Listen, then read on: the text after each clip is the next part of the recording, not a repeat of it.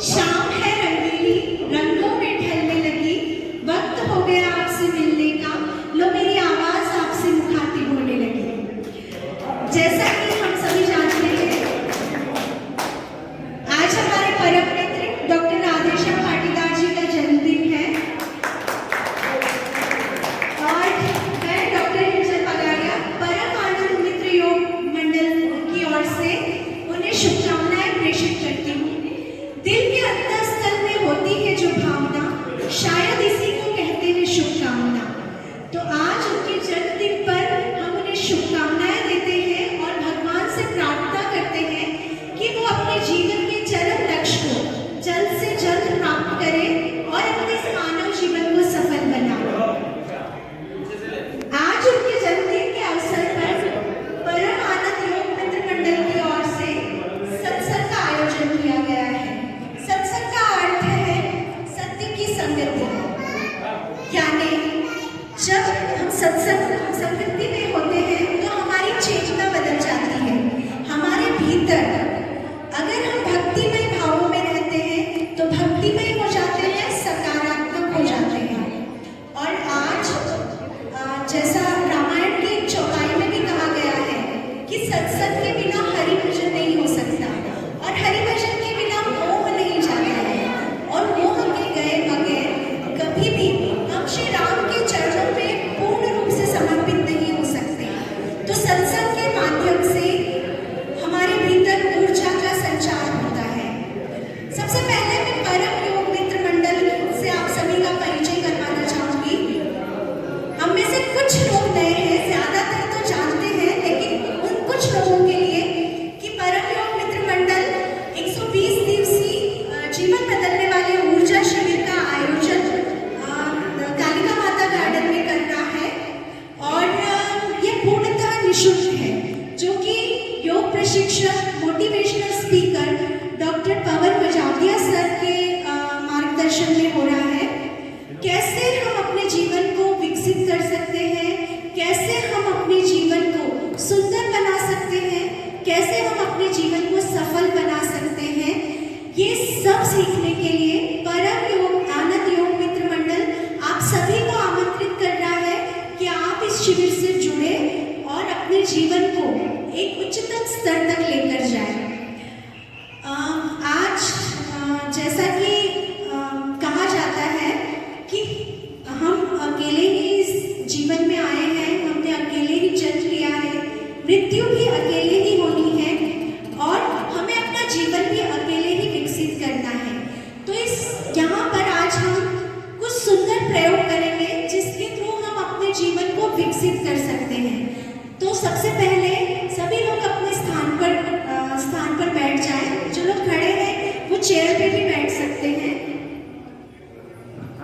सभी लोग रीढ़ की हड्डी को सीधा रखेंगे, ज्ञान मुद्रा में बैठेंगे, अंगूठा और तर्जनी उंगली को टच करेंगे। सुखासन, सिद्धासन, किसी भी आसन में आप बैठ सकते हैं और आंखें बंद रहेंगी। ओम का उच्चारण करेंगे जिसमें आ, उ और म ध्वनि है। आ का उच्चारण नाभि से, उ का उच्चारण कंठ से और म का उच्चारण मुख से होगा। गहरी श्वास लेंगे और 3 बार ओम का उच्चारण। अपना नया विधान बना ही लेते हैं। आप जैसे लोग अपना नया विधान बना ही लेते हैं, हर मुश्किल को आसान बना ही लेते हैं। हिम्मत से हर पर्वत पे करके आरोहण, हिम्मत से हर पर्वत पे करके आरोहण आप जैसे प्रतिभावान अपनी पहचान बना ही लेते हैं। तो मैं आमंत्रित कर रही हूँ योग प्रशिक्षक मोटिवेशनल स्पीकर डॉक्टर पवन बजावदिया सर को। आप पुष्पों से उनका स्वागत कीजिए।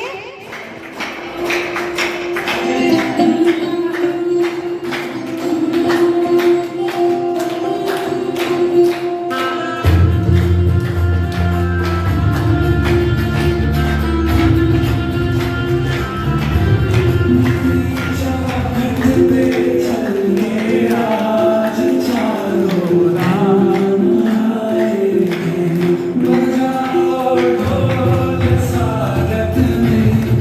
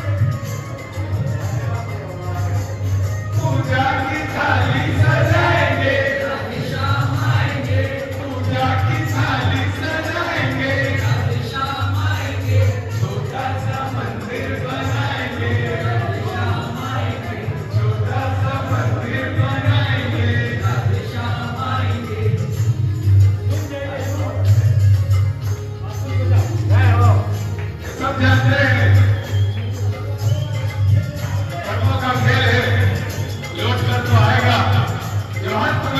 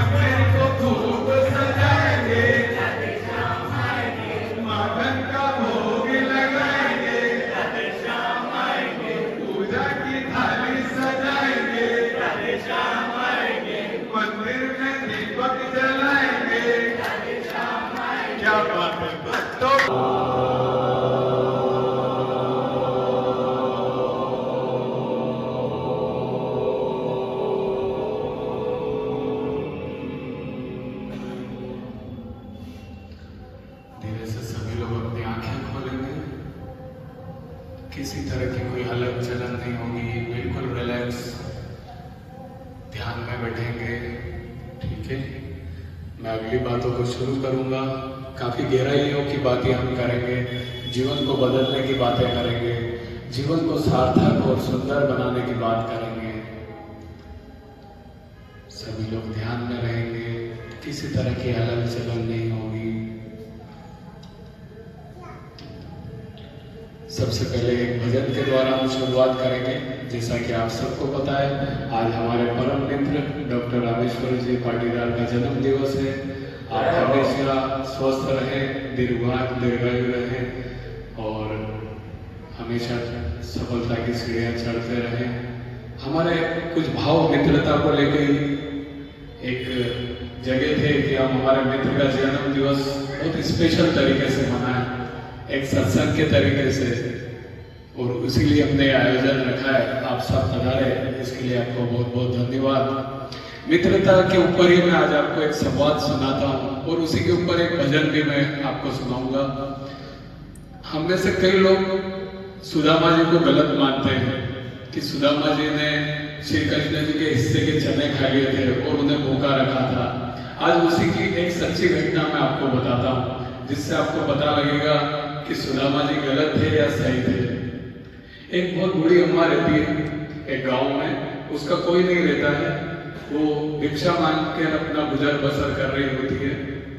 एक बार ऐसा समय आता है कि 5 दिन हो जाते हैं और उसे कहीं से भिक्षा नहीं मिलती है, बड़ी परेशान होती है, लेकिन भगवान की बहुत बड़ी भक्त रहती है, इसलिए उसे भगवान पे विश्वास होता है कि मुझे भिक्षा मिलेगी। एक जगह से उसको कुछ चने मिल जाते हैं, एक पोटली में उन चनों के लेकर वो घर आ जाती है। घर आते आते शाम हो जाती है, तो सोचती है कि अब तो सुबह भगवान को भोग लगाकर ही मैं ग्रहण करूंगी, और उस पोटली को वहीं अपनी झोपड़ी में टांग देती है। रात को कुछ चोर आते हैं, उनको लगता है कि इस पोटली में अम्मा ने कुछ कीमती जेवर रख रखे हैं, वो उस पोटली को चुरा कर भाग जाते हैं। और जब सुबह उठ के अम्मा देखती है तो उसे बड़ा क्रोध आता है कि अरे मुझे बड़ी मुश्किल से भिक्षा मिली थी, और इतना क्रोध आता है कि वो उनको जो भी जिसने भी मेरी इस पोटली को चुराया है वो जीवन भर निर्धन रहेगा, जीवन भर दरिद्र रहेगा, जो भी इन चनों को खाएगा वो जीवन भर दरिद्र रहेगा, ऐसा श्राप वो दे देती है। इधर जो चोर पोटली लेके भागते हैं, जब वो सांदीपन आश्रम के सामने से गुजर रहे होते हैं तो कुछ लोग उन्हें देख लेते हैं, तो हड़बड़ाहट में वो पोटली उनसे सांदीपन आश्रम के बाहर ही गिर जाती है। सुबह जब वहाँ पर सांदीपन आश्रम की जो माता झाड़ू वगैरह कर रही होती है तो उन्हें वो पोटली मिलती है। इधर श्री कृष्ण जी और सुदामा लकड़ी लाने के लिए जंगल में जाने की तैयारी कर रहे थे, तो चूंकि पोटली जैसे ही माता के हाथ में आती है वो देखती है इसमें तो चने हैं, तो वो सुदामा जी को दे देती हैं कि सुदामा जी आप जंगल जा रहे हो, भूख लगे तो आप दोनों, श्री कृष्ण जी और आप दोनों मिलके खा लीजिएगा। ठीक है, सब जंगल चले जाते हैं। पोटली सुदामा जी के हाथ में आती है, और चूंकि सुदामा जी बहुत बड़े विद्वान थे, पोटली उनके हाथ में आते से ही वो उस पोटली की सारी कहानी समझ जाते हैं कि ये श्राप लगी हुई पोटली है, इन चनों को खाने से आदमी दरिद्र हो जाएगा, जीवन भर दरिद्रता का जीवन जीना पड़ेगा। पर चूंकि माता का आदेश था, उन्होंने पोटली दी, पोटली ले ली। अब जंगल में जाते जाते उनको ख्याल आया कि अगर ये चने मैंने श्री कृष्ण भगवान जी के साथ बांट लिए, मेरे सखा के साथ बांट लिए, तो वो जीवन भर दरिद्र हो जाएंगे और ये तीनों लोग दरिद्र हो जाएंगे अगर भगवान दरिद्र हो गए तो उन्होंने इसलिए वो प्लान बनाया कि सारे चने खुद ही खाएंगे। और हमें लगता था कि सुदामा जी श्री कृष्ण जी के भी हिस्से के भी चने खा गए, जबकि ऐसा नहीं था। हम लोग तीनों लोग दरिद्र न हो, भगवान श्री कृष्ण दरिद्र न हो, इसलिए वो सारे हिस्से, सारे चने भगवान सुदामा जी ने खा लिए थे। तो मित्रता की ये कहानी मैंने इसलिए आज सुनाई क्योंकि आज हमारे परम मित्र का जन्मदिन है, और हम जो सुदामा जी को गलत समझते थे, मित्र को गलत समझते थे, इसके लिए मैंने ये आपको कथा सुनाई कि इससे हमें ये शिक्षा मिलती है कि कभी भी हम गहराई में जाकर ही पता करें कि सही क्या है और गलत क्या है। ठीक है, एक बहुत सुंदर भजन सुदामा जी का और कृष्ण जी का, जब सुदामा जी बहुत दरिद्र रहते हैं, उनका जीवन यापन करने में बहुत कठिनाई होती है, और उस समय उनकी जो पत्नी होती है, धर्म पत्नी, वो आग्रह करते हैं कि आप भगवान श्री कृष्ण आपके सखा हैं, उनसे एक बार यही सोच कर मैं आस करके आया हूँ।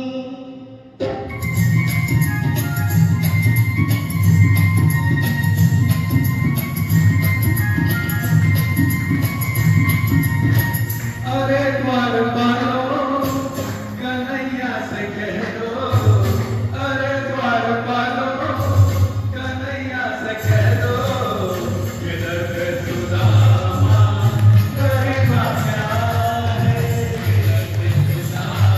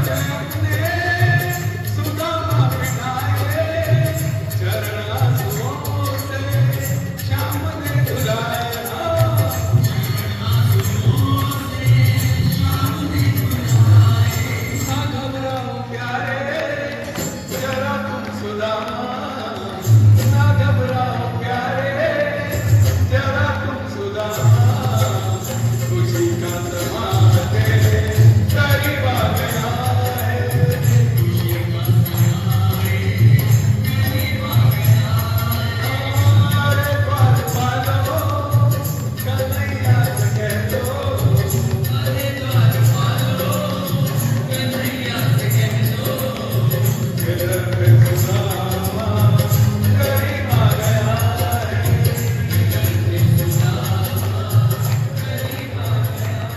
बहुत धन्यवाद सभी को। रिजल्ट है, लेकिन रिजल्ट उन्हीं को मिलता है जो प्रयोगों को सही तरीके से करते हैं। सही बात है, सही तरीके से काम करेंगे तो ही रिजल्ट मिलता है ना। तो अपन सही तरीके से करने की कोशिश करेंगे।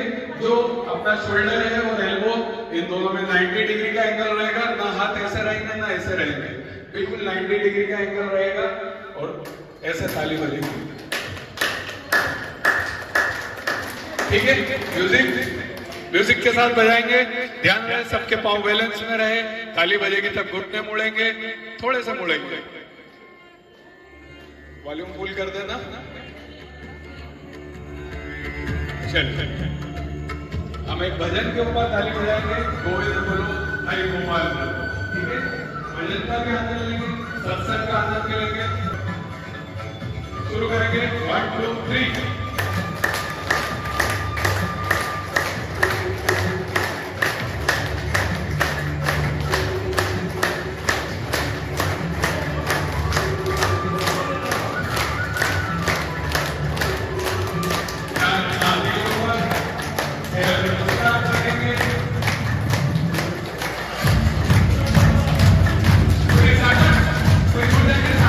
अपना 100% देंगे,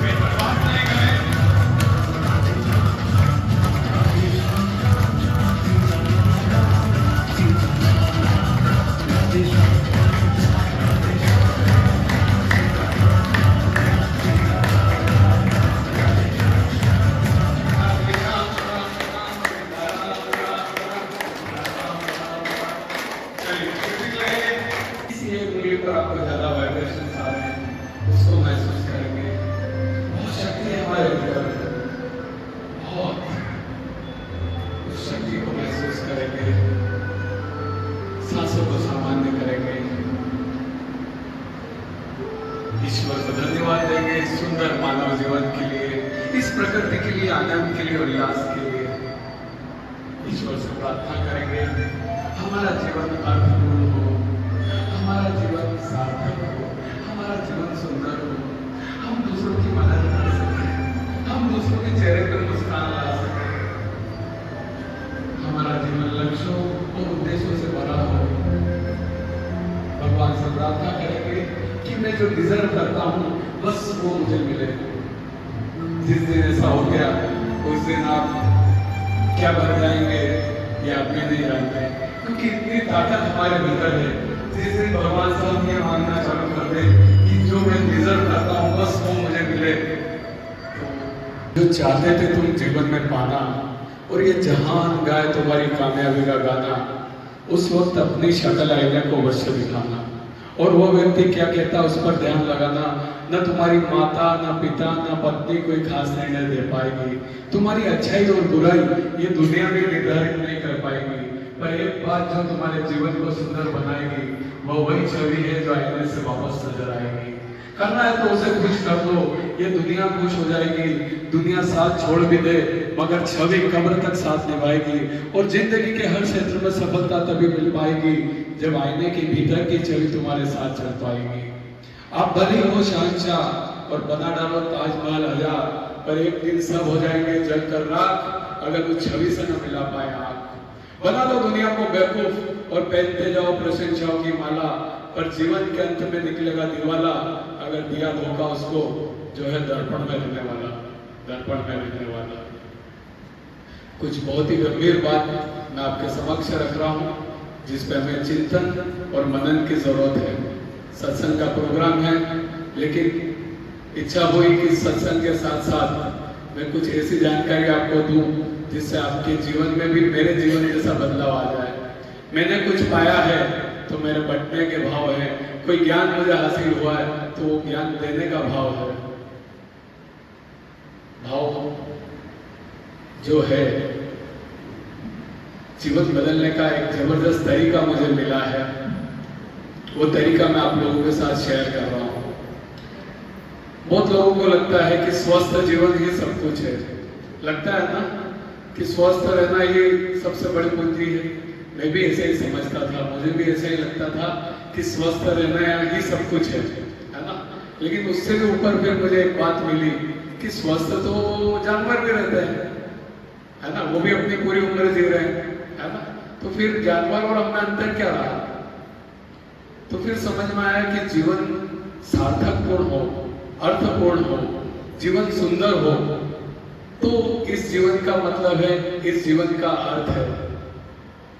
हम इस दुनिया में तो आ गए, है ना, एक मिनट में 50 बच्चे जन्म लेते हैं इस पृथ्वी पर, हम भी आ गए, पर क्यों आए हम में से कई लोग नहीं जानते।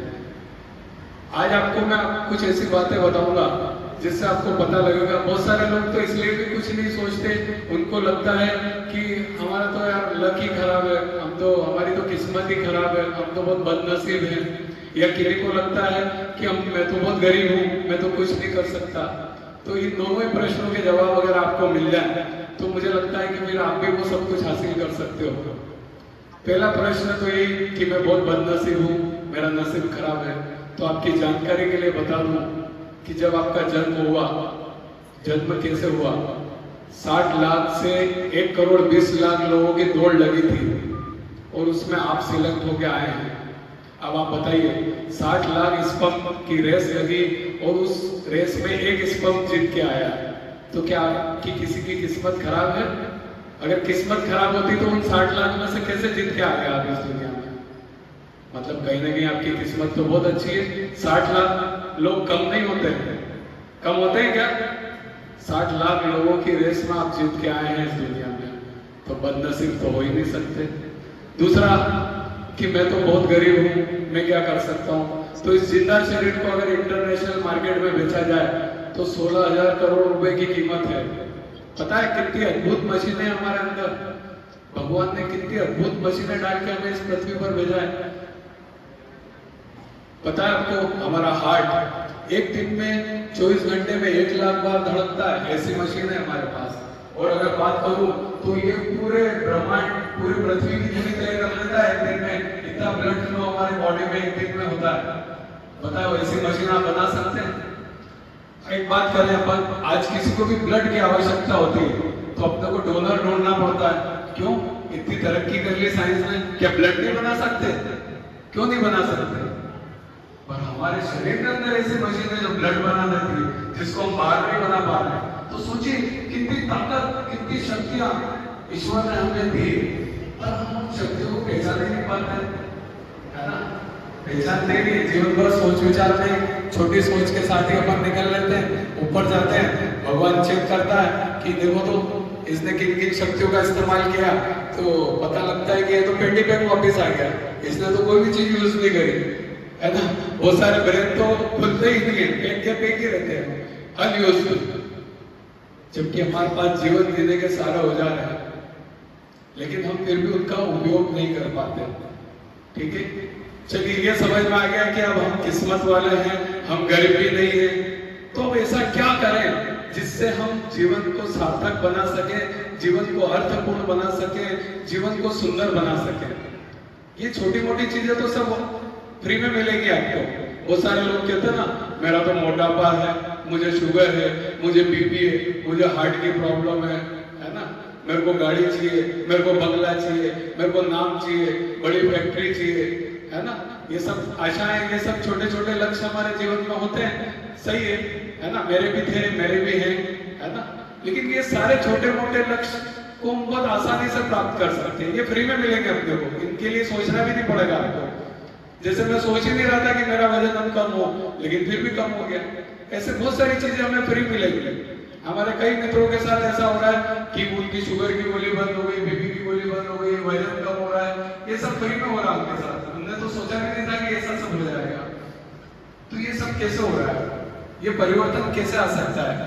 जब आपको पता है हमारे भीतर ऐसी शक्ति भी है, इतनी शक्ति भी है कि हम स्वयं भगवान बन सकते हैं, हम राम बन सकते हैं, कृष्ण बन सकते हैं, गौतम बुद्ध बन सकते हैं, महावीर बन सकते हैं। अरे भगवान ने उनके अंदर भी तो वही मस्तिष्क, वही हार्ट, वही लीवर, वही किडनी, सब कुछ तो वही डाल के भेजा था।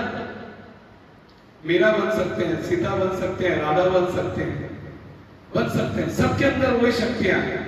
पर कहां तकलीफ कहां आ रही है? कहां तकलीफ आ रही है? सोच में तकलीफ आ रही है। कहां से बनता है आदमी? यहां से बनता है। ये ब्रेन, हम इस ब्रेन का 10% हिस्सा ही यूज कर पा रहे हैं।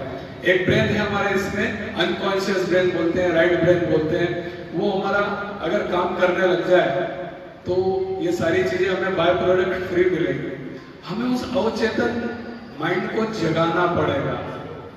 अगर हमने उस अवचेतन माइंड को जगा लिया तो हम भी वो सब कुछ पा सकते हैं। ये छोटे मोटे लक्ष्य को बहुत आसानी से हमारे पास ऐसे आगे घुसेंगे, हम दूर भी भागेंगे तो भी भागेंगे, लेकिन हमें इस अनकॉन्शियस माइंड को, अवचेतन माइंड को जगाना होगा। अब ये भी समझ में आ गया कि चलो हम ब्रेन के द्वारा सब कुछ पा सकते हैं, इस अवचेतन माइंड को एक्टिवेट करके सब कुछ पा सकते हैं, पर अब कैसे करें? ये सवाल भी पैदा होता है कि चलो समझ में तो आ गया, पर इसके लिए क्या करना चाहिए? तो इसके लिए करना क्या है, उसी के बारे में मैं संक्षिप्त में अपनी बात बताऊंगा कि हर चीज का एक फ्यूल होता है। इस ब्रेन का भी एक फ्यूल है, एक फूड है। क्या हमें खाना है जो इस ब्रेन के लिए, इन न्यूरॉन्स के लिए अच्छा हो, वो फूड हमें तलाशना होगा। क्या हम हमारे किचन में जो खा रहे हैं, हमारे घर में जो बन रहा है वो खा रहे हैं, या कालू मामा की कचौरी खा रहे हैं, उससे हमारे न्यूरॉन्स एक्टिवेट होंगे, ये हमें समझना पड़ेगा। क्या हम सेव खा रहे हैं, उससे हमारे न्यूरॉन्स एक्टिवेट होंगे, हमें समझना पड़ेगा। ठीक है, तो आखिर जैसे आज हम 4 व्हीलर लेके आते हैं, 2 व्हीलर लाते हैं, क्या अपन उसमें कभी घासलेट डाल लेते हैं? पेट्रोल नहीं मिलता है। क्यों? क्योंकि उसके साथ एक बुक आई और बोला गया है कि भैया इसके अंदर पेट्रोल डालोगे तो ही चलेगी। पर इस बॉडी के साथ तो कोई बुक आई नहीं, तो हमें पता ही नहीं कि इसमें डालना क्या है। लेकिन अगर हम इसको, जब किसी चीज की प्यास होती है अपने अंदर, जब हम इसको खोजने जाएं तो दुनिया में हर बात का जवाब है। लेकिन कभी हमने सोचा ही नहीं ब्रेन के लिए अच्छा क्या है? क्या सोचा? आप में से किसी ने सोचा? कभी यूट्यूब पे डालकर आपने पूछा कि मैं मेरे ब्रेन को कैसे विकसित करूं, कैसे एक सुंदर जीवन, सार्थक जीवन जीऊं? आपको बताता हूँ ये राज की कुछ बातें कि हमारे इस ब्रेन को, अनकॉन्शियस ब्रेन को कैसे एक्टिव कर सकते हैं। आपने देखा होगा कई बार हमारा अनकॉन्शियस ब्रेन 24 घंटे काम करता है। हमें सुबह 5 बजे अगर ट्रेन पकड़ना है तो ये 4:45 बजे उड़ा देता है, भले हम रोज सुबह 8 बजे उठते हैं, लेकिन हमने इस अनकॉन्शियस ब्रेन को मैसेज दे दिया है कि मुझे 5 बजे ट्रेन पकड़ना है। कई बार हम इस अनकॉन्शियस ब्रेन को मैसेज दे देते हैं कि यार बस 60 उम्र हो जा तो गली बोलते हैं ना, और 60 जिला तो बहुत है, ये मैसेज जा रहा है, जा रहा है।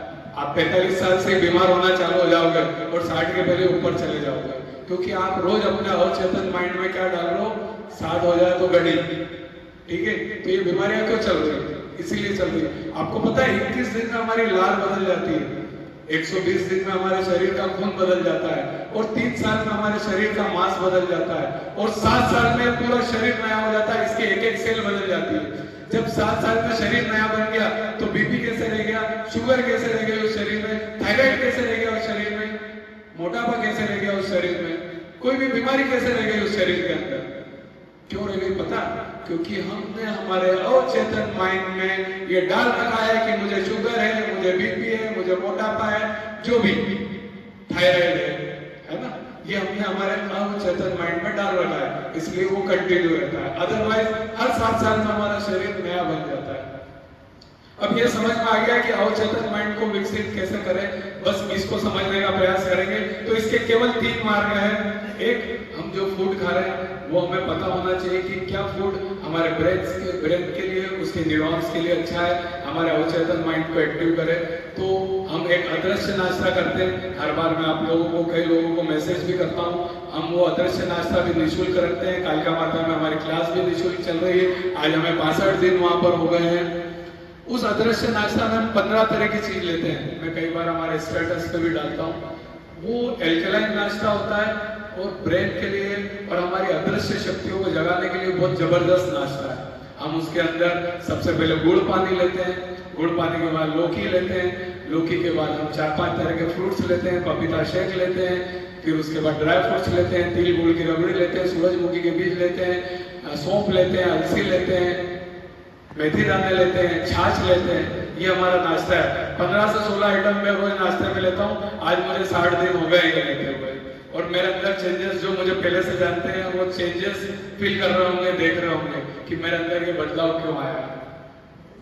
ठीक है, तो एक रास्ता तो ये हो गया। फिर भोजन में भी बहुत कुछ परिवर्तन हमें करना होता है, क्योंकि भोजन कोई छोटी मोटी घटना नहीं है। हमारे बाप दादाओं ने जो हमें खिलाया, क्योंकि उनके बाप दादाओं ने उन्हें खिलाया था, उनकी गलती नहीं, लेकिन हम तो पता कर सकते हैं कि उन्होंने जो खिलाया वो सही है या नहीं, कि हम भी वही करते रहे भेड़ चाल। तो हमें भोजन आहार में क्या चेंज करना है उसको सीखना पड़ेगा। डिटेल में आप मुझसे जान सकते हैं। दूसरा रास्ता है करेक्ट एक्सरसाइज, मेडिटेशन, ध्यान, साधना। ठीक है, करेक्ट एक्सरसाइज के अंदर कुछ ब्रीदिंग एक्सरसाइज होती है, किस तरह हम हमारे शरीर के अंदर ऑक्सीजन बढ़ा पाए। देखिए, सब ऑक्सीजन का खेल है। मेरी कोई भी मशीन सबसे बढ़िया परफॉर्मेंस कब देगी, जब उसे प्रॉपर ऑक्सीजन मिलेगी। कोरोना के बाद अधिकतर के फेफड़े खत्म हो गए। जो लोग स्मोकिंग करते हैं, चाय पीते हैं, उनके फेफड़े भी बहुत कम काम करते हैं। ठीक है, जब फेफड़े ही कम काम कर रहे हैं तो ऑक्सीजन कहां से टिश्यूज तक पहुंचेगी, हमारी बॉडी तक पहुंचेगी।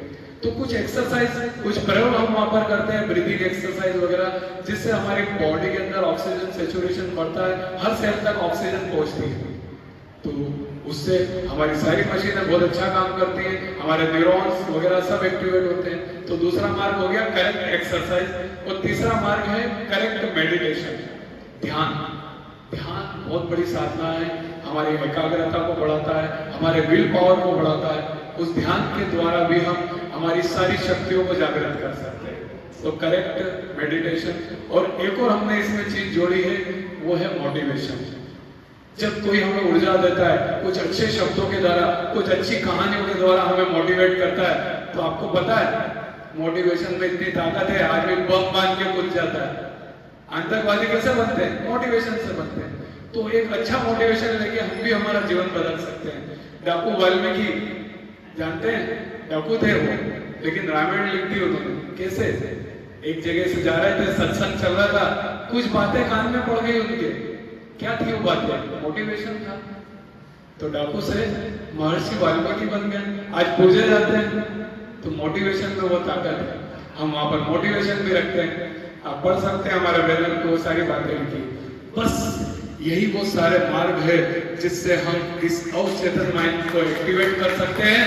और जो मैंने कहा, इस बात की गारंटी है कि अगर आपने ये सब किया तो आपको राम कृष्ण गौतम बुद्ध महावीर बनने से, आपको सीता राधा मीरा बनने से कोई नहीं रोक सकता। धन्यवाद सभी को, धन्यवाद, साधुवाद। हम अगले प्रयोग नीचे रस से भरी हुई, नीचे रस से भरी हुई रानी लागे, महारानी लागे, मन खारो खारो जमुना जी रो पानी लागे।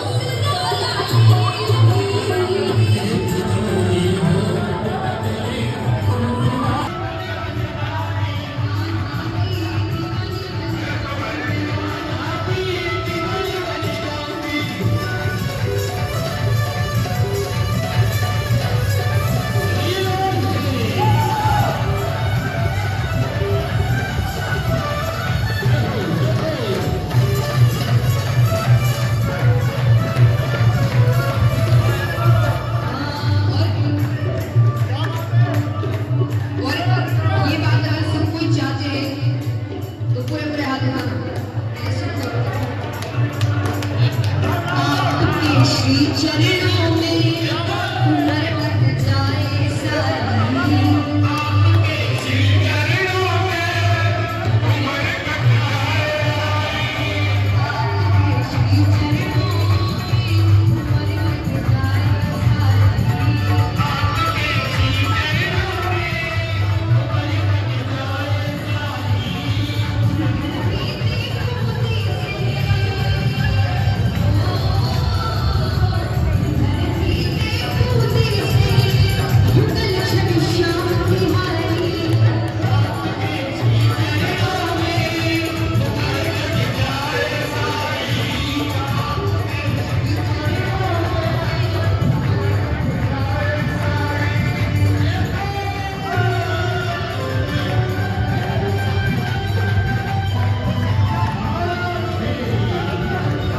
बहुत बहुत प्रणाम।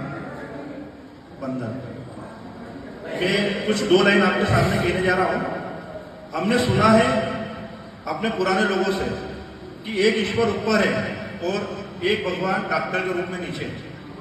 किंतु आज हम देखते हैं कि डॉक्टर की छवि कुछ लोगों ने बहुत धूमिल करी है। किंतु हमने हमारे जीवन में हमारे जो मित्र बने हैं उनमें ईश्वर तो नहीं, ईश्वर का अंश जरूर देखा है। हमारे मित्र डॉक्टर रामेश्वर जी पाटीदार करीब करीब हमारी मित्रता को 20 साल होना है। मैंने देखा है शुरू से पैसा कमाना जीवन में उनका लक्ष्य कभी नहीं था। वो हमेशा एक ही बात कहते हैं कि शेलू भैया, मेरे पिताजी ने कहा कि अपने को सेवा करना। एक मैंने उनमें ईश्वर का अंश देखा।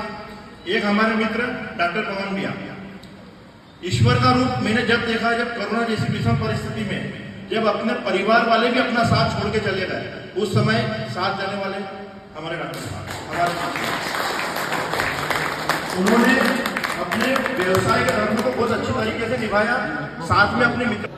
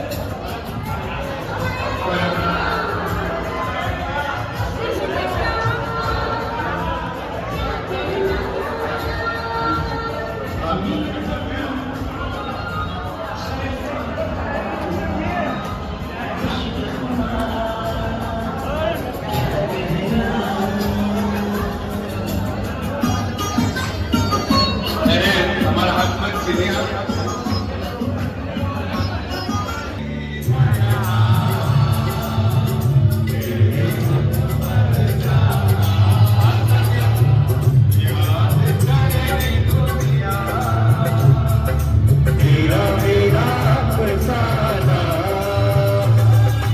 तेरे जैसा यार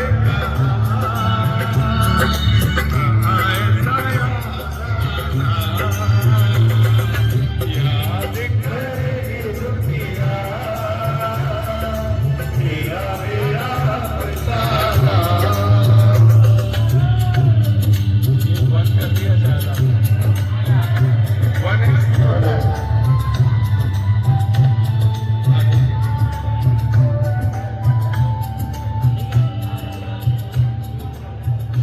चलिए अब गरबे के लिए तैयार हो जाइए सब लोग हाँ, बस इसके बाद गरबे के बाद Chick bum bum bum, chick bum. एक दूसरे से एक दूसरे से करते हैं प्यार हम, एक दूसरे के करार हम, एक दूसरे से करते हैं प्यार हम, एक दूसरे यार हम, एक दूसरे से करते हैं प्यार हम एक दूसरे के लिए बेकरार हम। चलिए गरबा करेंगे सभी लोग बस बस ये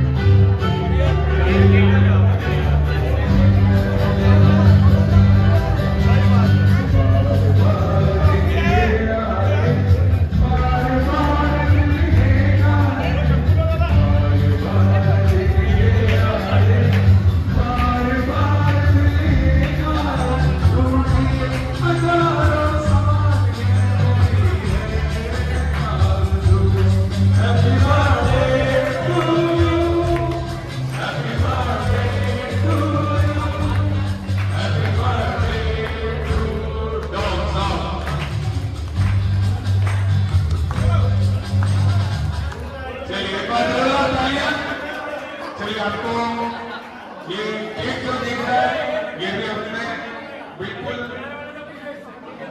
सफेद केक है ये हमारा और ये गुड़ और नारियल से बना हुआ केक है जो हमारी अदृश्य शक्तियों को जागृत करेगा एक टॉनिक का काम करेगा हमारे लिए हमारे शरीर के लिए लाभप्रद होगा अगर आप चाहते हैं कि हमारे शरीर को नुकसान न पहुंचे तो केमिकल खाना बंद करना पड़ेंगे 3 तरह के सफेद जहर बंद करना पड़ेंगे शक्कर मैदा और सफेद नमक समुद्री नमक इन 3 जहर को अगर आपने बंद कर दिया तो आपका जीवन सुखी हो जाएगा जो आज केक हमने बनवाया ये गुड़ और नारियल का केक है और जबरदस्त स्वाद इसका आएगा हमारे शांति सोनल ने बेकरी का उनका व्यवसाय है उन्होंने इसका निर्माण किया है दीनदयाल ने उनका यहाँ पर रेस्टोरेंट है एक बार बहुत जोरदार तालियों से उनका स्वागत करूंगा जो उनका बढ़िया केक बना के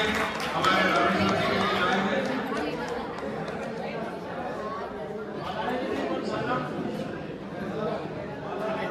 हेलो चलिए बस हम इसके बाद